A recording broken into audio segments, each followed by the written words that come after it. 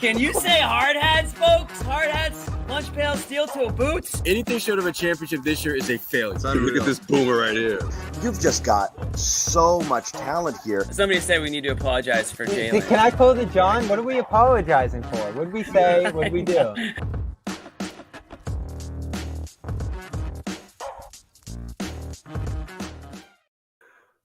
Welcome in, guys. John Zannis, Bobby Manning, Noa Dalzell here to talk about USA basketball. It's the Olympic basketball postgame show, or otherwise known as the What Has Steve Kerr Done to Jason Tatum's Confidence and Why Are Celtics Fans Upset Today show. And we'll go over all of that. There's plenty of things to celebrate if you're a Celtics fan, including Derek White showing out once again of why he is who he is and was such a big part of the Celtics championship puzzle.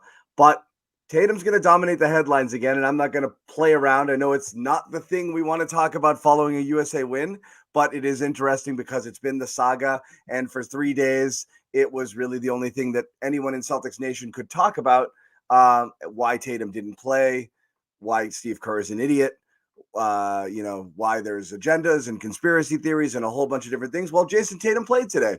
And not only that, he started. And I don't know, to mixed results. So let's just kind of start around here. I'll start with you, Noah. What do you think about Tatum being inserted into the starting lineup for Team USA today after being a DNP-CD in the last game? I mean, we knew he was going to play. Steve Kerr pretty much said that, right? So, yep. Honestly, like the whole starting lineup thing, it's a little bit meaningless at a point because everybody's playing between 15 to 20 minutes, generally speaking. And so, he got 17, Derek White got 17, Drew Holiday got 15. I don't really care that much about who started, but it might have been a little bit of a signal to kind of get his confidence going that, one day you sit, the next day you start, everybody stay ready. Like there might have been some emotional messaging behind that to kind of keep everybody in line with, you never know when you might go from, last game Embiid started to now coming off the bench. So didn't make too much of that. I think he started off a little bit slow and does look like his confidence is a little bit shaken. But I think it's not just exclusive to him. I think this is a completely different type of basketball to only be getting a couple shots a game, to be playing very limited minutes, different rotations. So I think a lot of it can be attributed to that. I mean, Devin Booker didn't do much today. Steph Curry struggled a lot. So I don't really view it as just because of this whole situation with the DNP last game. You have to ask him, but I think it's a little bit of speculation to attribute it completely to that. Yeah, well, it felt like a bit of I wouldn't say overcompensation, but I think, what's funny in the dialogue being had among, people out there who think Kerr has an agenda of some sort, which I think is preposterous. Honestly, it's really ridiculous. He's trying to manage, as you said, Noah, a whole bunch of different people who are used to having the ball in their hands, with the exception of White and Holiday, who are there to be role players and doing an exceptional job at that. Almost everybody there is used to being the man, having the ball in their hands, being the go-to person, putting up 17, 18, 20 plus shots per game. So it's an adjustment, playing on ball, not off ball. So you're asking a lot of people to take on different roles, but that's kind of throughout. And you see different people adjusting to it differently. Anthony Edwards, for my money, has been playing great in that second unit, sort of, but he's dribbling too much because that's what he's used to doing. And, there's some ball stopping that goes on from time to time. So there's going to be some growing pains. Devin Booker's forced to play almost entirely off the ball in this lineup in order to fit with whatever it is that they're doing here. So everybody's being asked to be a little bit different, but it's obvious they want to push the pace. They want to move the ball. And they have a lot of capable players out there, but I just never bought that Kerr has an agenda for why he didn't play Tatum. And a lot of people seem to think that was the case. In fact, I think he was so almost embarrassed for having sat him in the first game that he kind of overcompensated and put him into the starting lineup in this one, either to say, hey, this could happen to anybody. We're all moving parts here. We're all equals. Or, as you said, to get his confidence going. And they tried to get him going. They had a set play to start the game. So Kerr had on his mind, like, I got to get Tatum feeling good and part of this team because he's a star and he deserves it. I actually thought he was showing him great deference and respect by both putting him in the starting lineup and trying to draw up an easy play to get him going early on a backdoor that kind of got blown up. So I think it was on Kerr's mind to like, how can I make this right? Because it did feel a little shitty to him to have sat him in the first game. Yeah, there's no doubt, and I don't think anyone can think it was personal or whatever he's being accused of in terms of setting Tatum. It's a difficult situation. They played more guys, to the credit. Many people reached out to me and said, you can play more than 10 guys, and they did in this game. They went deeper. They tried a bunch of different combinations. You probably have more leeway to do that against South Sudan rather than against Serbia, as Noah said with the matchups here. But this showed that you can go in many different directions as this team and still win, still be successful, still look good. I actually thought these lineups, unsurprisingly, given our Embiid conversation, look better than they did against Serbia. The double big combination was great. It worked out the exhibitions. It worked against Serbia. But in this game, you got to some switching that outside of some tough shot making, and I'll give South Sudan credit. They were hitting tough shots again. Not the amount you needed to stay in this game, but enough to stay within striking distance. And the U.S. just kept producing stops, forcing turnovers. And when you got to the White Holiday combination, it was no contest. Those guys were just ripping the ball, blocking the ball, taking it away from South Sudan left and right. So the combinations worked again. I think I sent the stat in the group, John. What was it, like something ridiculous, like 30 out of 55 points or something like that came from the bench in that first half as they pulled away. So you have this great depth, but you're still looking for the combinations that hit perfectly. And this starting lineup, in large part because of Tatum and his inability to get involved in the offense, didn't work in this game. And so you're still searching into your third game. Puerto Rico, they're going to roll over that team, but you're still searching for your best five. And you didn't have to go to crunch time in this game and find a closing five. They were still mixing up like starters and Holiday and White, which I think is intriguing. They're mixing together Durant with the starters in that second half. So they're still searching. They've been dominant. They look better head and shoulders above the field here just because of their depth of talent. But they still haven't made the most of this roster, and Tatum's a big reason for it. Where does he fit in? Where do you utilize him? Where do you get the best out of him? And whether that's Tatum's fault or Kerr's fault, he's still in a weird place in this offense. And I think some of the blame's on Tatum being unable to. You saw a couple situations, right, John, where he's one-on-one and he can't beat the guy. The shot's not falling. Those are on Tatum. It's on Kerr, the fact that he's just floating around, mostly just standing in the corner half the time when he's out there. There's got to be some way to get more directly involved in the offense. I think you can make that case for a couple people, though, right? Like right now, Kerr, his own guy, Curry, he's not sure what to do to get him going. I mean, Curry does what he does, which is he runs a marathon by just, sprinting around and trying to, get open. Just the shot's not falling, but you could look at it and be like, he's got to find a way to unlock that. There's other people you can say that about there. I think the onus, I think Kerr is getting, I don't think this is easy. I think Kerr's getting a lot of crap. It's not. You know how hard it is to manage a superstar team like this? Is like, it's really, really difficult. There's a reason like why college players, used to go on this dream team thing is like, just sit there and be happy for the experience. You got to figure out minutes for all. Usually it's clear who's not playing. Things that fit. It's really complicated, and you're right. And then you have to figure out what's working in a game, and go to it. And there was an adjustment today.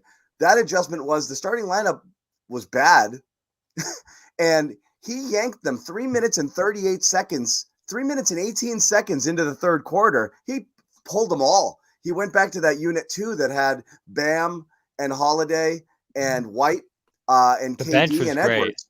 He pulled them all in. And then, they held the line a little bit, but, South Sudan had come in there. And the adjustment that he made was Tatum didn't come back out with the starters. He put Durant in. So in a weird way, Tatum got benched again by Kerr. He got the deferential start.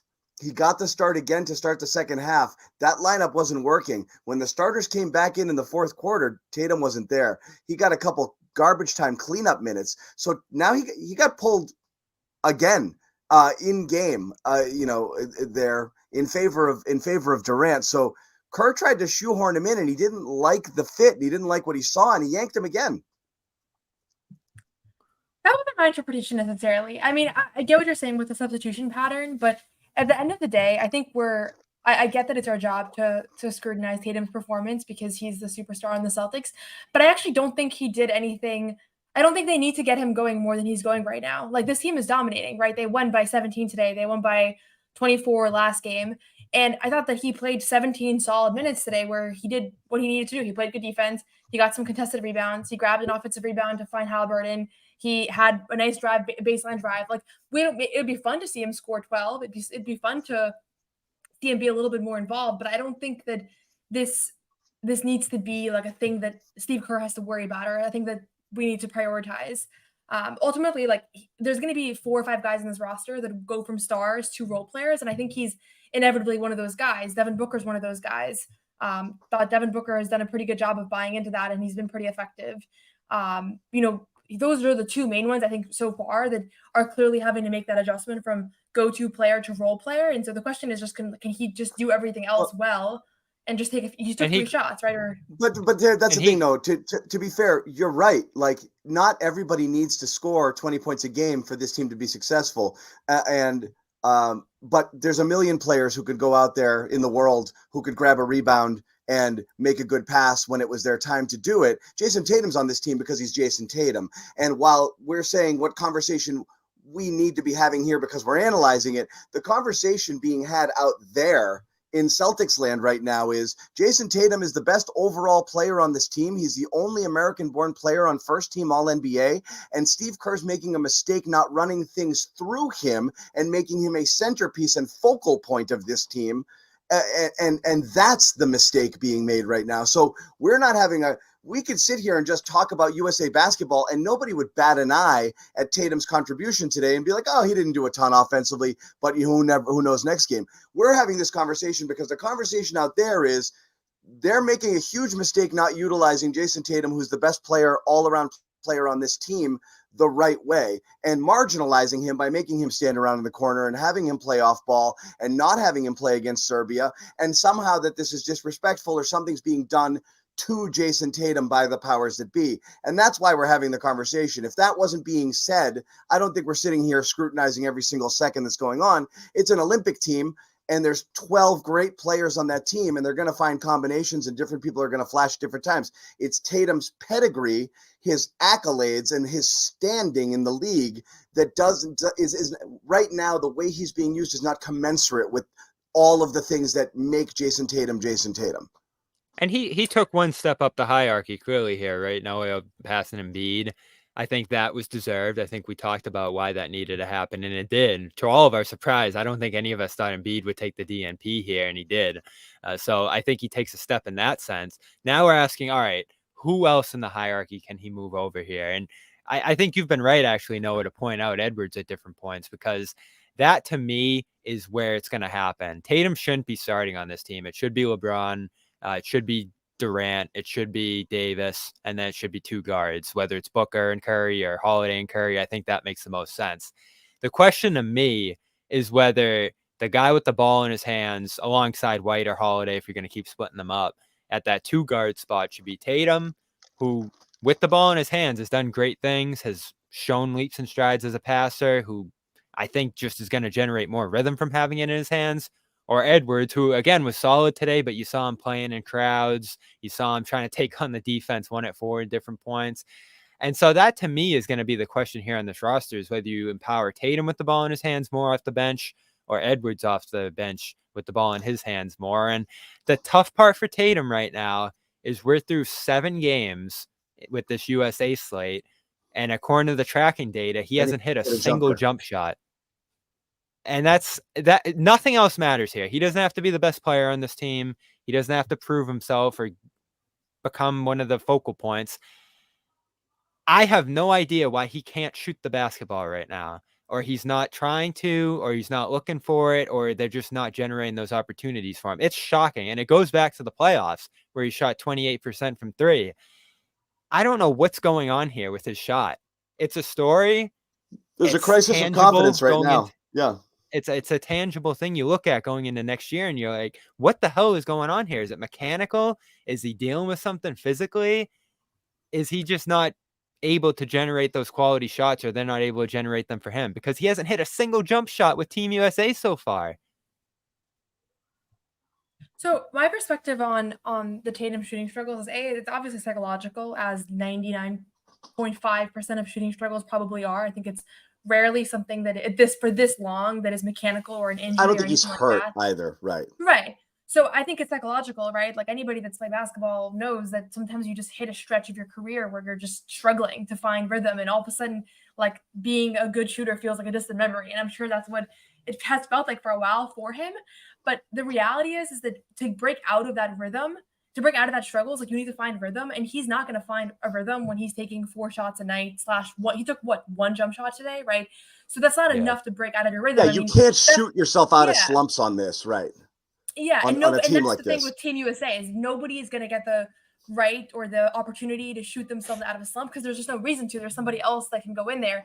Like I thought Halliburton came in. The fact that he hit those 2 threes is so impressive. To be you haven't played in the entire Olympic run and you come and hit 2 threes for in your first minute on the court. Yeah. That's so hard to do. That's the point, though, Noah, and that's where people see it is you can make every reasonable, rational excuse for the Tatum, like what's happening here. There's something mental. You can't get into a rhythm. But Kevin Durant doesn't play for a month, rolls out of bed, comes in and makes every single shot. Tyrese Halliburton gets dusted off. He hadn't played a minute, comes in and drains 2 threes And at the same time, right Steph away. Curry went 1 for 9. And Steph Curry goes 1 for 9, but also Derek White's not afraid to pull the trigger when it's his turn. Drew Holiday's not. Tatum's actually a little bit gun shy. Not in addition to not shooting. It's not just he hasn't hit a jumper; he hasn't taken many. And he should feel empowered to be more aggressive. Right. Yeah, no, but my point is that like we're talking about how do you get him more involved in the offense. Kevin Durant took 5 shots today. Like, I'm just looking through the lineup here.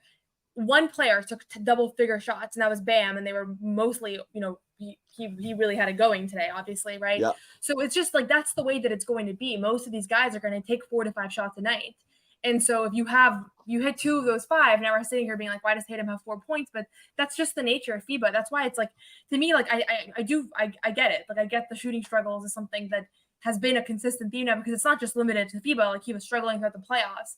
And there is an outstanding question of like, is he going to be able to turn it around for next year? Because next year, they're going to need him if they're going to need that shot. But I think for right now, like assessing this team and his role on it, I actually don't think there's a problem with how he's being used.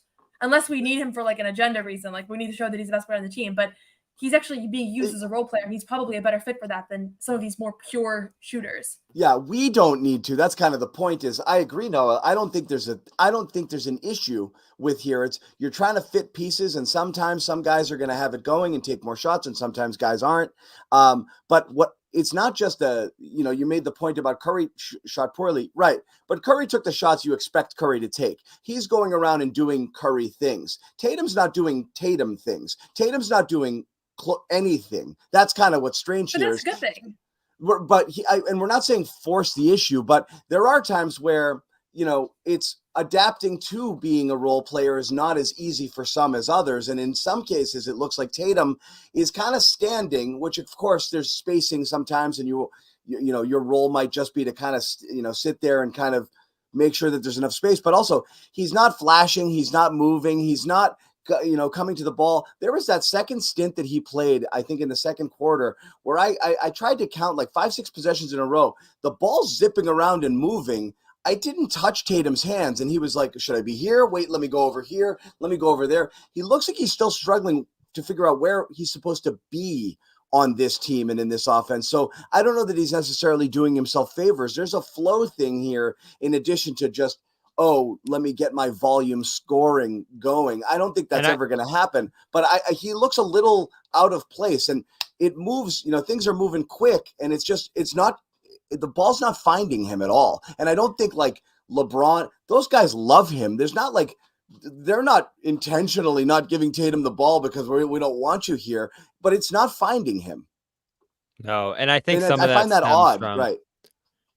Noah mentioned some of the FIBA factors that play here, but I do think some of it stems from his role with the Celtics as well, that he's just coming off where he's almost a diversion for the defense, drawing them all out of their spots or collapsing it on the drive and keeping it moving. And he played such a differential role for them throughout the playoffs. I think as a driver, he really succeeded, especially scoring through crowds and drawing free throws and finishing strong at the basket.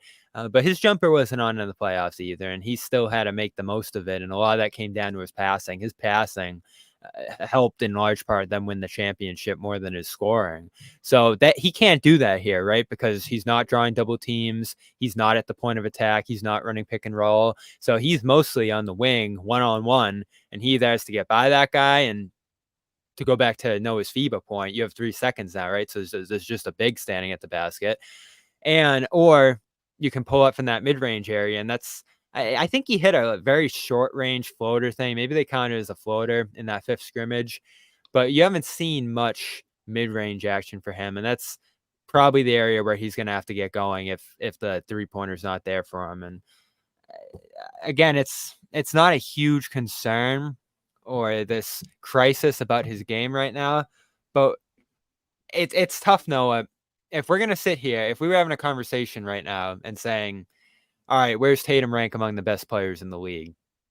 And all these other guys who are in that mix for best player in the league, whether it's Edwards or Durant or LeBron or all these different guys are here doing all this different stuff, and he's just sort of sitting on the side, more deferential to them. It's tough when you get into that setting where you're arguing for him as one of the best players in the league to put this resume down and say, he's 3rd, he's 4th, he's 5th over all these other guys we're seeing here who have more driving forces with this team.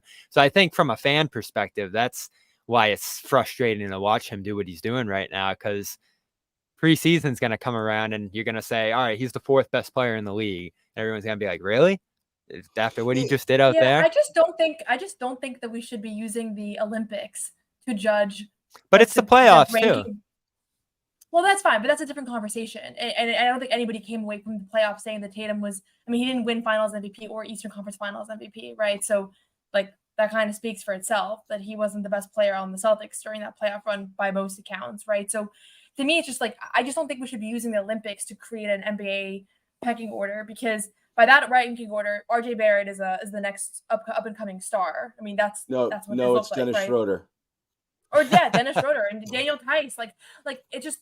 I think we need to just relinquish this idea that this Olympic team is going to demonstrate the new hierarchy of the NBA, because the reality is that it's the old guard still that's been primarily running through the offense, and then you have guys like Derek White. Derek White was one of the best players on the court today, right? Nobody's saying that he's one of the best players in the world, but he just was. I am. I've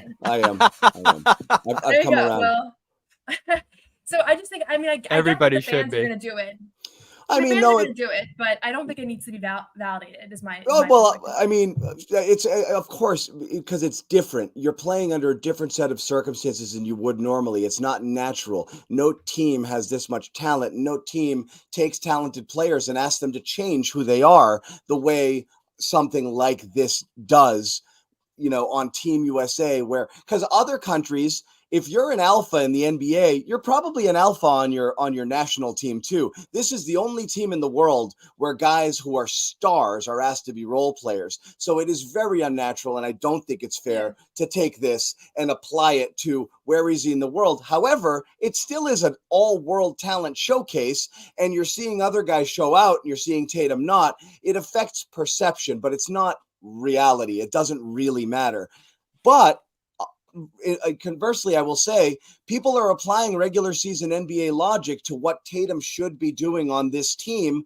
He was all NBA. He should be the man. He should be playing. He's one of the best guys. And they're not applying that. They're looking at what they have there and kind of deciding this is what I think works for this team. So there's frustration based off of what he is and who he has been and what he's accomplished in the NBA, and then he comes here with all of these other players here, and it's not translating, or it's just not fitting in the coach's mind or with the players that he's playing with on the court right now. So he hasn't quite found a role. So that's kind of the weird conversation right now, is there's a lot of deserve being thrown around there. Look, Joel Embiid is the friggin' as an MVP 2 years ago and would have probably won MVP if he doesn't get hurt this year. And he got benched today. So I don't want to hear about deserve. If we're talking about deserve, Derek White and Drew Holiday don't deserve to be here based on regular season accolades. What's happening right now is I think they're looking at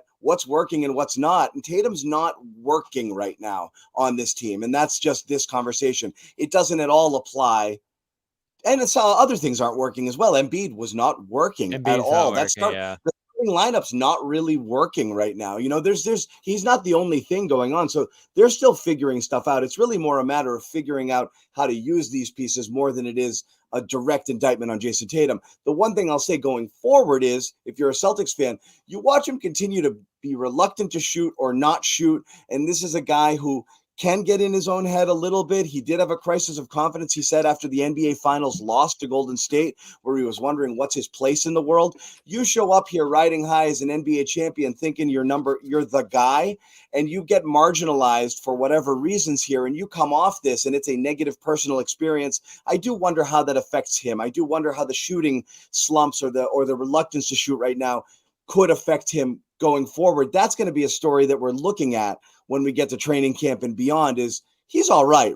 You know, like that's going to come back. It's in his head, but he's going to figure it out, right?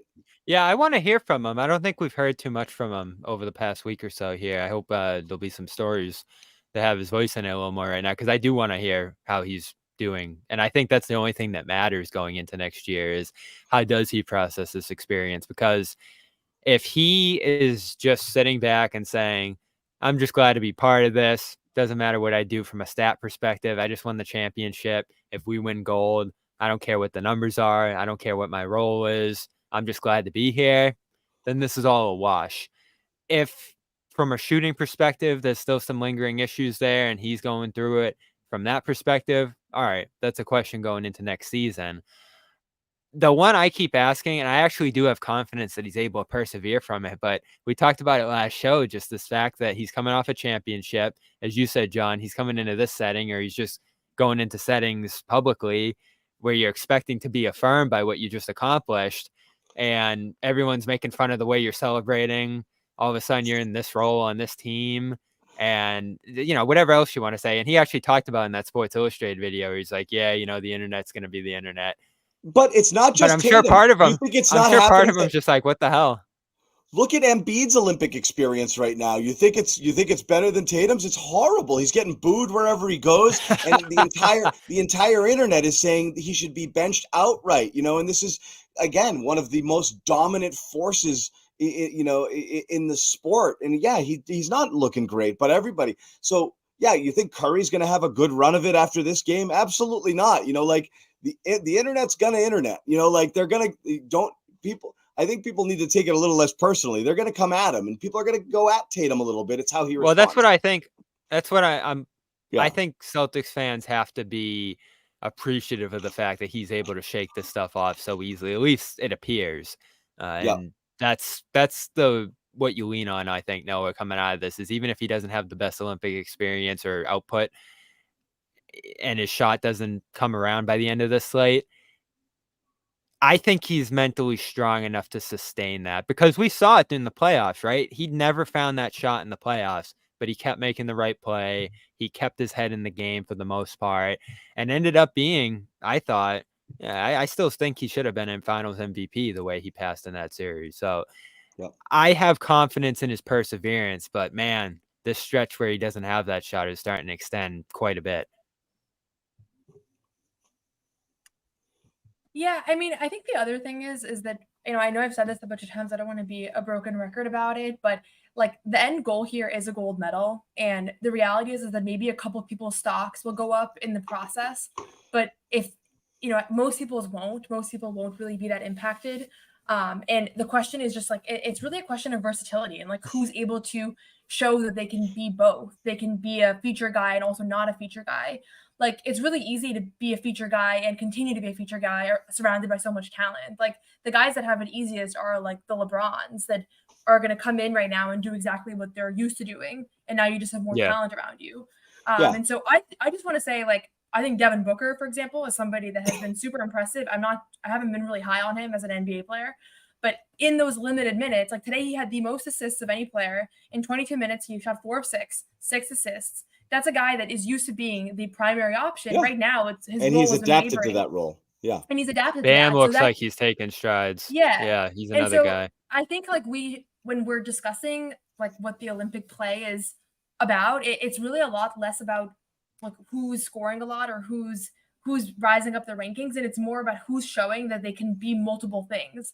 Like who's showing that they can not sit one game. I mean, I see reports here that Steve Kerr already said that Joel Embiid is starting against Puerto Rico, and so Joel Embiid probably knew that. He probably knew he's not sitting today. He's sitting today and he's playing next game. He's starting next game. This sounds more and more like high school every day. Yeah, It is a little. Yeah. And so I think we're kind of in this position now where like it's kind of our responsibility, I think, to keep the main thing in the coverage in the discussions around this team. And that's kind of the people's willingness to sacrifice and be in and out of things and be able to play different roles, whether you take one shot one game or 9 shots the next game. We're not going to learn whether or not Steph Curry is a great shooter from this Olympic experience, right? Like I think most of these guys have already solidified legacies. And so we already know who they are. We're not going to learn that. That's the tough balance here, John, because that always feels like a given that they're going to win gold. It's predetermined. I still feel like it's predetermined in this run, just given the field out there, but they can't go about it that way. And in the past, mostly in World Cups and whatever other competitions there are, they've gotten burned by not approaching the roster or, running lineups or doing things a cohesive way or complementary way, especially going back to 2004. So I think that also haunts them. And there's a struggle here because part of it, as you said, John, is a showcase. These guys are trying to build their brand. They're trying to show where they are in the bigger picture of American basketball. Hell, I think there's an open competition here off the bench among the younger guys of who's going to be the face of USA basketball in 4 years, because LeBron's not going to be back. Durant's probably not going to be back. You're probably not going to see Curry in 4 years. So those guys who have been anointed, as Noah talked about, they're going to be out of the picture. And so it's like, all right, is this going to be Booker's team in 4 years? Is it Tatum's team? Is it Edwards' team? That's an interesting dynamic here too, while also making sure you actually win this thing, because there are some other teams out there that could catch you on the wrong night and knock you off. And at that point, 5 million people out there who aren't paying attention to this at all go, the U.S. lost? What a bunch of bombs. And that's what they have to avoid. You got to be really careful of that. And as Noah pointed out, like, yeah, what are we here for? We're here for, supposedly the idea is you're here to win a gold medal and this stuff shouldn't matter. But it does matter because, as we said, there's a fan base out there being triggered by what's happening to their player or how their players are being disrespected based on the fact that everybody here believes that they have a shot. And it's interesting, like, Noah, you've said you're not a super fan of Booker, or Edwards, but, people around the league or, certainly in those cities would be like, yeah, those guys deserve every opportunity. Tatum's getting in more. So, I mean, everybody can make a case for their guys here. Someone's going to come away from it a little bit pissed off. But, Noah, you pointed out, oh, wait, I put the wrong one up here. No, you pointed out the goal here is to win, supposedly. Mm-hmm. But this was the poll you put out the other day. And this is just to show you what's going on here. It's not just Celtics zealots and people out there who are, extreme, talking about it. And I lost the poll, so I'll put it back up here. It's 3,000 of Noah's followers voted on this thing. Does it bother you? Yes, no, because they won. Yeah, it bothered people, there. And I threw out there, my little version here. Curious what people think the reason Kerr didn't play him. He's an idiot. He has an agenda, legit basketball decision. Okay. So yeah, the discourse is not very intelligent outside of these talk show circles. Okay. What we're talking is just this extreme. And by the way, if you think people are going to go easy on Mazzulla after the championship, he can get to, 4 titles for Kerr, and he'll still get scrutiny. So yeah. I don't think people are going to lay off Joe anytime soon. I also think that Steve Kerr right now in this moment is in a position that he hasn't been in outside of last summer, which I thought he handled really poorly from my perspective as someone who obviously doesn't know how to coach a FIBA team. But I think like the idea of how do you balance 12 stars and rotations and minutes, like we can all sit here and say we know exactly how everyone should be used, or this should be the starting lineup, and we would be wrong, right? Because any one of these guys could get a DNP and they'd probably win still.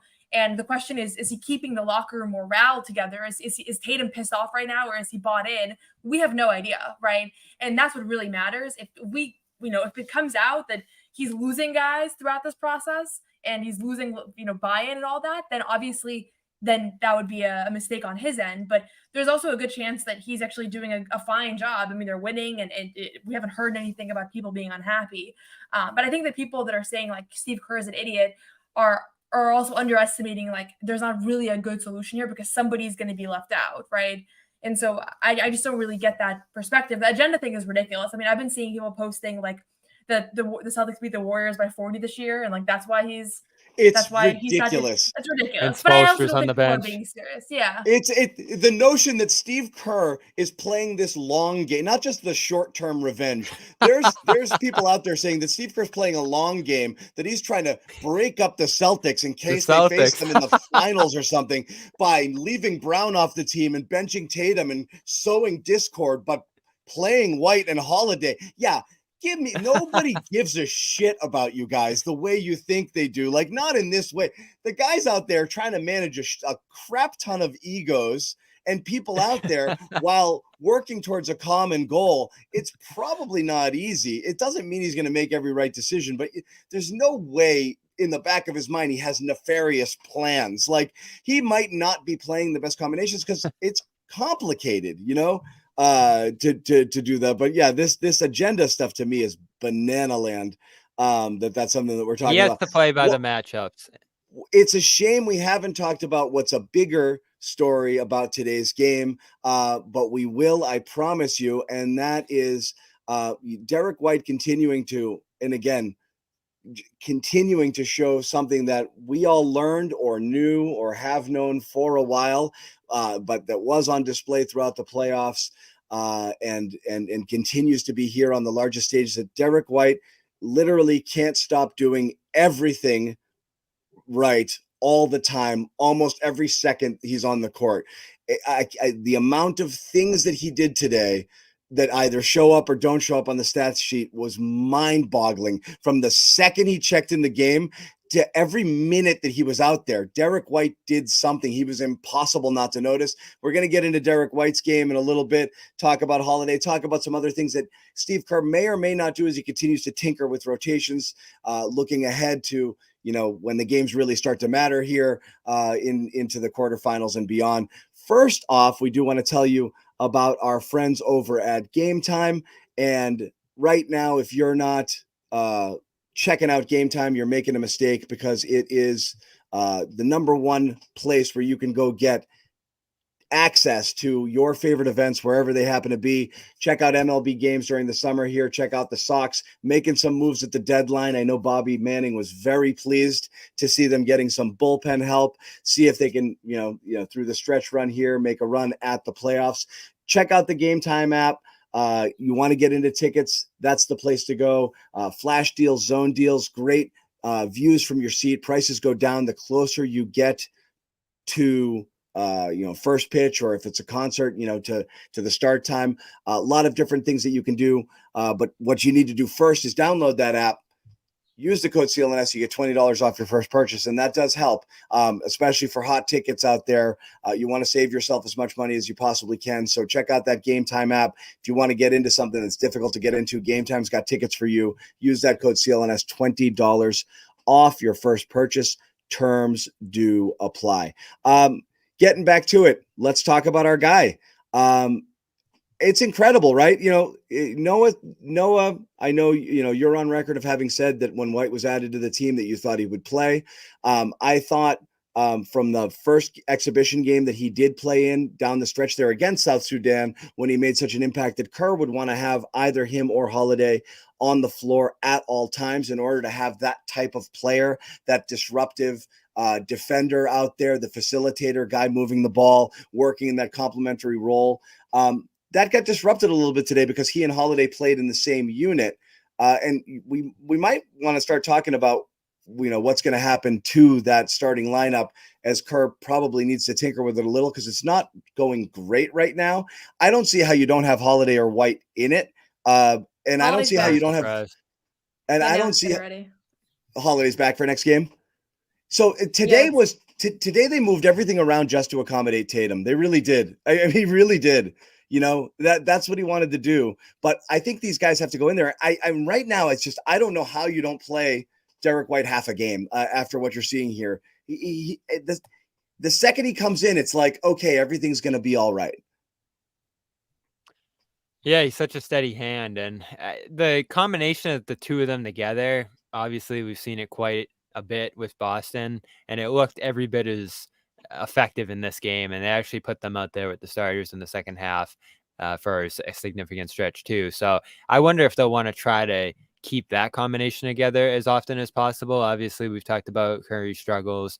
Just feels like he's going to be a staple in that starting unit. So you could have Booker out there and play bigger. I think that's what you probably should do, unless you want to split up Holiday and White and have a ball handler with each unit. So it's going to be a tough decision either way.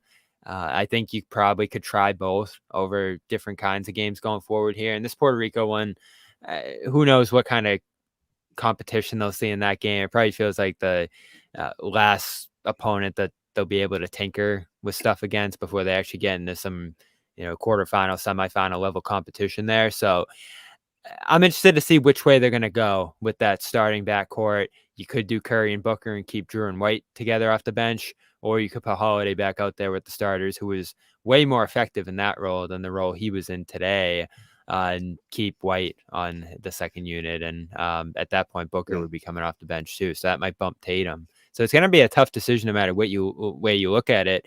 And honestly, the easiest thing to do, looking at the production so far, is just to leave Embiid out of it, but you can't do that going forward either now. So this is brutal, whatever way you want to look at it, because someone's going to get left out no matter what.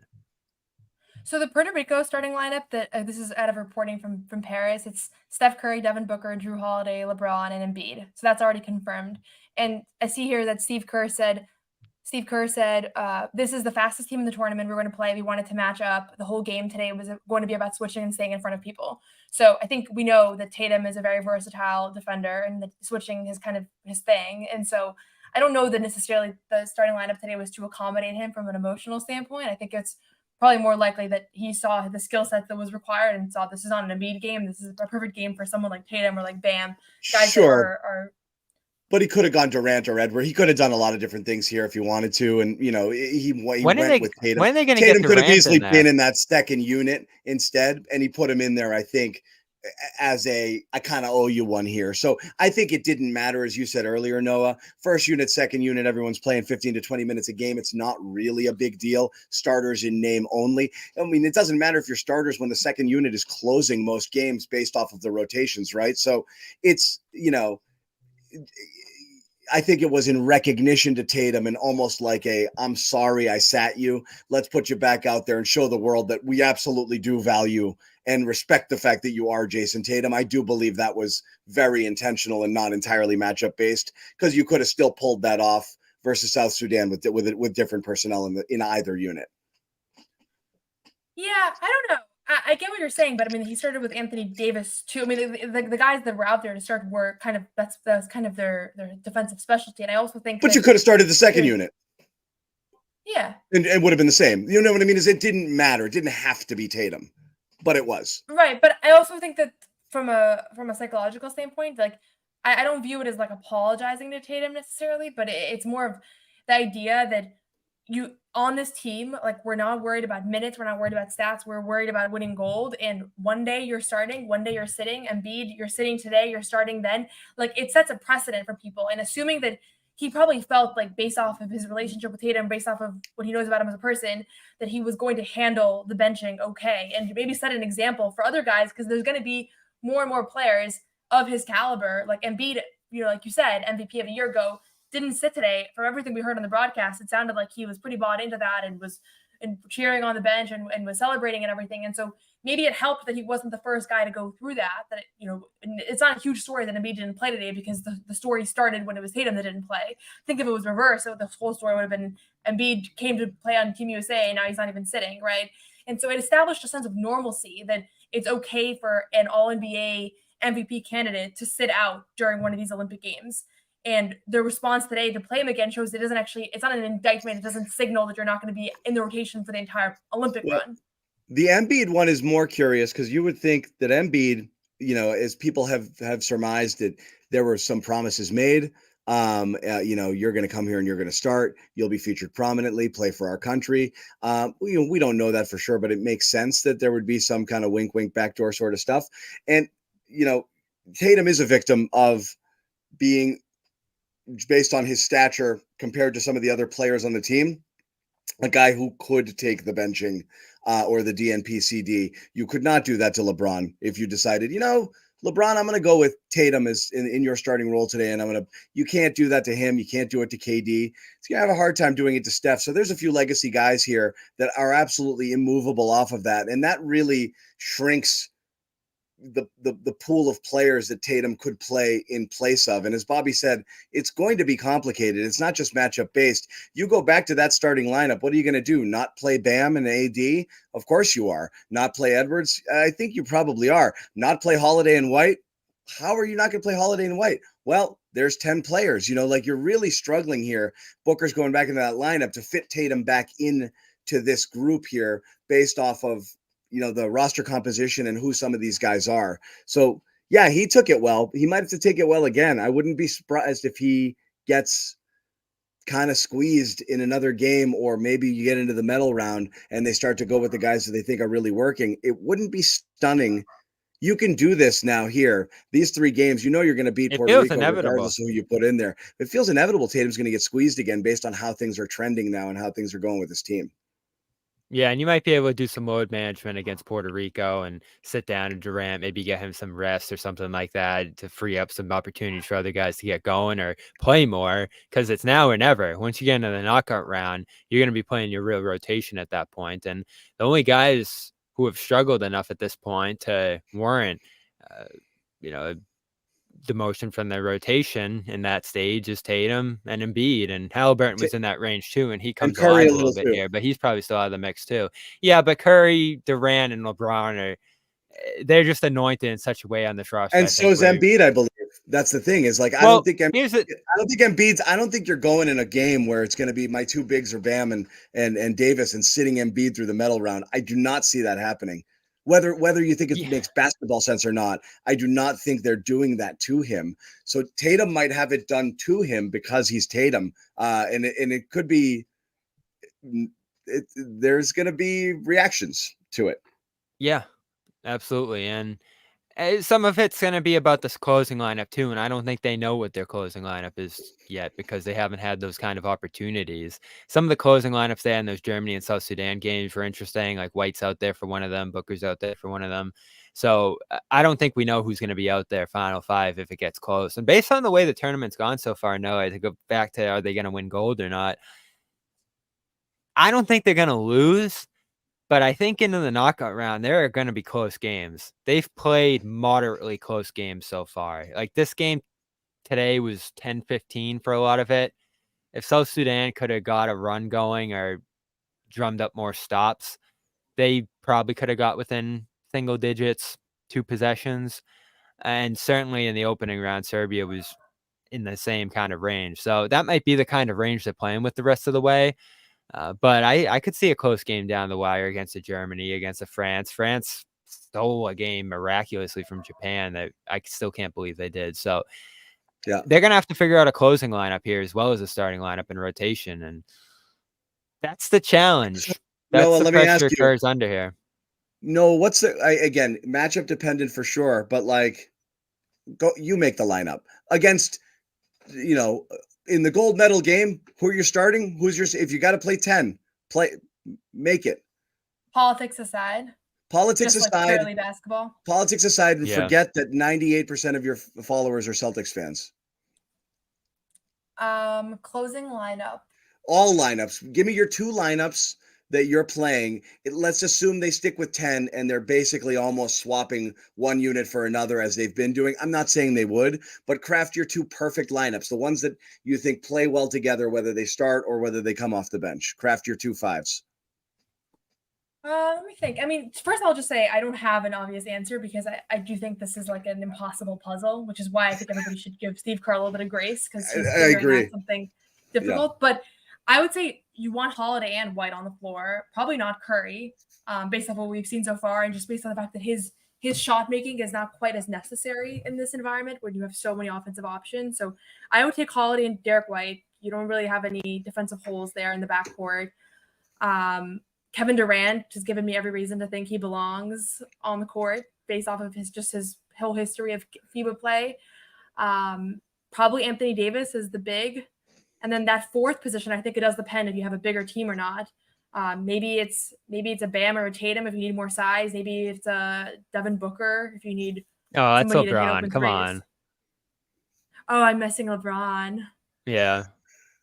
I don't know. Politics completely aside, I don't know. Politics aside, forget that LeBron is LeBron. No, you need LeBron. No, you need well, LeBron. LeBron's been their best player so far. Yeah, no. I don't know if he's been their best player so far. Through 2 games? Through 7 games. Okay, through 7 games. Yeah. I need 6. maybe LeBron's the 5th. Fine. Okay, LeBron, AD, Derek White, Drew Holiday. Who was my other? Oh, and Durant. There we go. Yeah. Yeah, I'm sitting. Comes off the bench. I'm sitting Embiid. I'm putting Bam and Tatum in that second Embiid unit too. Yeah, I'm sitting Embiid and Halliburton if I have to eliminate 2 guys. That's what I'm doing. Oh, okay. Yeah. I also don't think you have to eliminate 2 guys.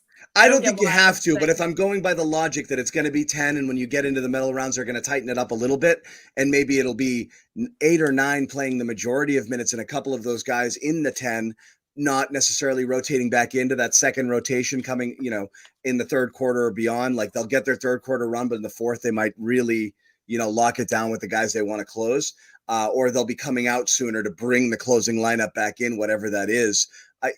If you're just going to stick with 10, those are the 2 that I would eliminate, Embiid and Halliburton. And I would go with Tatum in that second unit with Bam in the front court.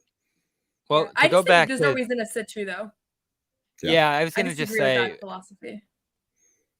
It depends if you feel like that'll hurt you, because if you think you're going to win this and you just have such a talent advantage over the field and you can, but you might need him against 11, 12 guys and you have these weird rotations where you're just ripping guys out left and right. I think they have enough room for error to do that. I do think they'd still win this, even doing something weird like that. But as this team's done so far, you're saying when push comes to shove and it's the knockout round and the roles are established here, you're going to play a real rotation, a set role for each guy. I think it is going to be 10 in a real gold medal semifinal kind of game. I do too. I don't think you're pulling guys out left and right. You just that isn't how they. And honestly, so far. It's going to be Booker or Tatum if that's the case, and that's the question. You know what I mean? It's like you've got a guy who's going to have started the first 3 games as the guy Tatum needs to supplant to play, because it's not going to be one of the 3 bigs. It's not going to be White or Holiday based on what they're doing here, and it's not going to be KD or Durant or Edwards. So like, if that's the case, it's going to be Tatum who's getting squeezed in those late games, but we'll see. Guys, I'm going to give you the option here because I have to bolt, but if you guys have more you want to discuss here, Bobby, you can take the reins and continue on for a few minutes here, but I have to drive my dad to the airport. He's going to the Olympics right now, which I know, and then meeting us in Greece. So I have to boogie. Bobby, Bobby, Noah, you guys got more on your mind? You want to keep going? I think we're good. You're good? We can wrap. I don't know. Sometimes Bobby likes to keep it going. No, I think we hit it all here. There's another game coming up, and then we got our knockout round. So we'll see what happens with Tatum. The last thing I'll say is, if Tatum wants to make himself a surefire part of that rotation, he just has to play better. That's all it comes down to. He got an opportunity today. He didn't play great. That's all it comes down to.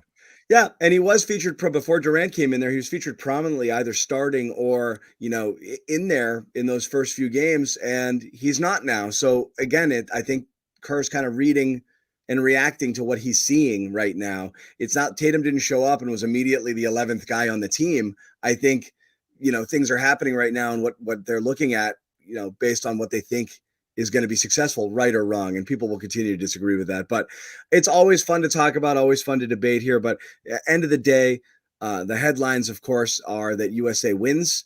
And they beat South Sudan here. They're punching their ticket, obviously, here to the quarterfinals. The expectation is that they're going to roll Puerto Rico and they'll be a 1 seed. And that's what you expect here. And then things will get interesting as they start to play teams, and you've got Canada and you've got France lurking somewhere down the road here, and other teams that can challenge them in different ways. But no challenge so far through these first couple of days. We don't suspect that we'll get one on Friday, but we're going to keep doing these shows because it's fun and we like to talk basketball, and it's going on. So keep it here. Follow all of us on Twitter. Follow Celtics CLNS.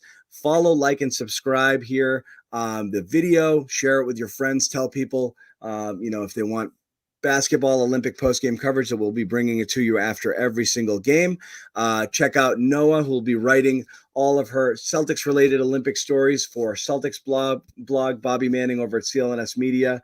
And as we said, all of the videos here. And Noa, if you guys don't know, has launched a new podcast here on CLNS Media called You Got Boston. We're 1 episode in. We got another one coming, or did you do number 2? That's to record right after this. That's why when Bobby said if we go longer, I said I have more words that I'll save. So Noa has many things to say. You have to subscribe to that podcast if you haven't already, to check that out. More basketball talk on the way. But again, thank you guys for joining us. It's always a pleasure chatting with you guys. We will see you. Oh, I got people lurking here. We will see you after the game. What time's the game Friday? 11:15 in the morning. Yep. It's a Saturday game. I think it's Saturday. We can do. Yes. Okay, Saturday it is. We'll see you on Saturday. Take care. Wait, Amit's got an outro for us, I think. No, he doesn't. He said he was going to work on an outro. He had a phenomenal game. Phenomenal. Forfeit's out. I think it's an option. That did not sound like a chair. It was a freaking chair. It does sound like a chair.